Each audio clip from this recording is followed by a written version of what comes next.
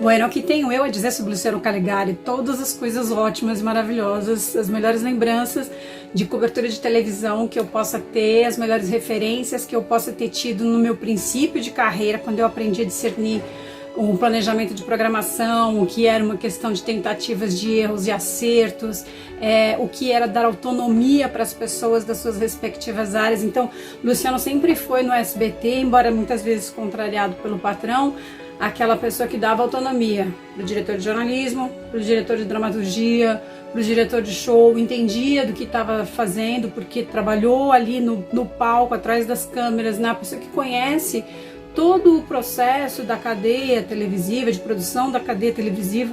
Então, conhece todo o processo dos câmeras, dos cabos, da maquiagem, do figurino, tem uma noção clara da técnica, e daí tá que se esse cara tá no comando, ele consegue ter um discernimento muito claro sobre o que interessa, o que dá certo, sobre fazer uma televisão popular sem ser popularesca.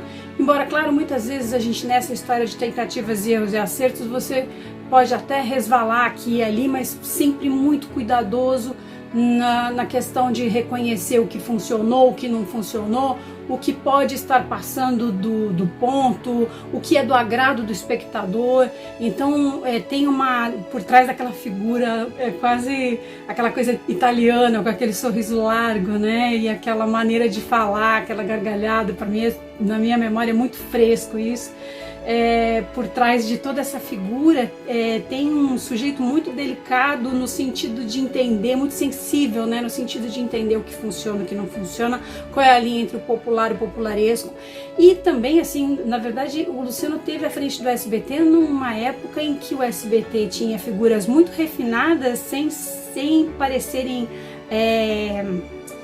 sofisticadas no sentido de terem aquela empáfia do sofisticado, né? Não tinha, existia, então, primeiro que o popular tinha um verniz muito legal, assim, era uma coisa, e aí por isso que eu digo que não resvala para uma coisa popularesca, e as figuras sofisticadas que lá estavam, Jô Soares, Marília Gabriela, Serginho Groisman, comandou o SBT nessa época, o Boris Casoy, Lilian Vitfib, né? O SBT teve um elenco maravilhoso ali à sua disposição, nos seus momentos mais gloriosos. Eu tenho essa conta aqui, a dramaturgia teve o seu melhor momento nessa época, e também que eu convivi com o Luciano no SBT como jornalista cobrindo a área de televisão, e também cheguei a trabalhar no SBT, fiz uma novela, uma loucura deles lá, que funcionou muito, para mim funcionou muito bem.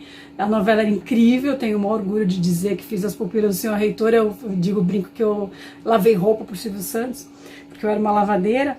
Mas quer dizer, eu frequentei o SBT nessas duas posições, e sempre teve essa coisa de ser um lugar em que as pessoas são muito felizes para trabalhar, com todos os precalços que toda empresa possa ter, mas em boa parte isso está ali ligado a essa figura, né, desse período que eu convivi mais no SBT, essa figura do Luciano, que tinha o poder de delegar tarefas, de respeitar os profissionais que ele escalava para as devidas áreas, de fazer isso funcionar, de fazer a roda girar, de valorizar os profissionais, né? Não é aquela coisa de repente o cara tá fazendo muito sucesso, então bota ele na gaveta um tempo para ele não. O Luciano era o cara que nadava contra isso, que fazia isso ser valorizado, né? Os profissionais serem valorizados. E como eu disse, teve esse elenco incrível ali à disposição do SBT, sem que essas pessoas parecessem estar na TV paga, né? Porque muitos deles ali podiam ter de repente um outro histórico. O Serginho Groisman veio da cultura, né? Veio da TV Cultura e foi fazer lá um programa livre que funcionou maravilhosamente bem, como o Serginho funciona bem no Altas Horas, mas ele tinha ali no SBT uma cara mais próxima do SBT, sem tirar a identidade do Serginho e respeitando o público e a identidade da emissora.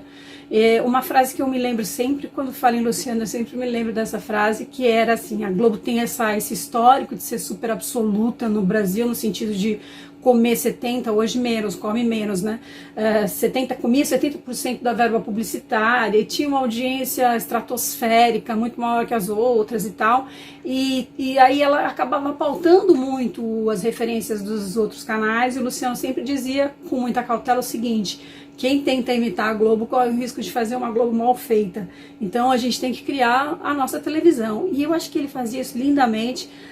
Tenho certeza que o que restou, né, essa herança que restou no SBT de coisas bacanas é muito ali fruto do trabalho que o Luciano realizou no SBT. E para mim é uma figura que realmente é um referencial para o meu aprendizado de televisão, para o que eu sei hoje, para o que eu sei dentro do que eu consigo avaliar, né, porque a gente está numa posição de crítico que pode parecer, e é realmente muito mais confortável do que quem está ali atrás de uma cadeira de comando dessa emissora, mas a gente tem que entender como aquilo funciona. Eu acho que em boa parte a minha compreensão de como a televisão funciona depende e vem dessa escola, desse referencial, dessa convivência toda que eu tive com o Luciano nos meus idos de SBT, em que eu frequentava mais o SBT, uma época que não tinha e-mail, a gente tinha que dar a cara pessoalmente, não tinha WhatsApp, e que a gente participava às vezes da própria competição do domingo, né? Muitas vezes a gente fez plantão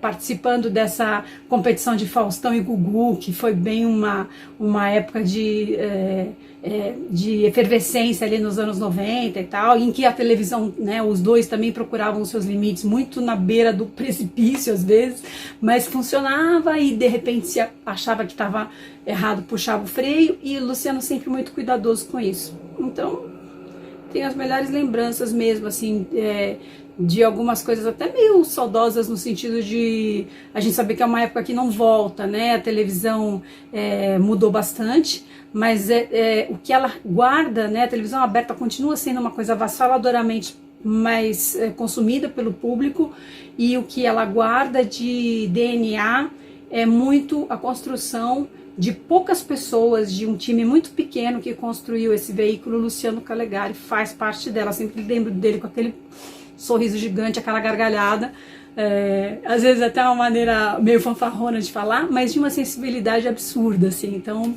é preciso conhecer o trabalho dele e preservar a memória do que ele fez, com todas as honras e todo o valor que ele tem. Um beijo, Luciano. Love you.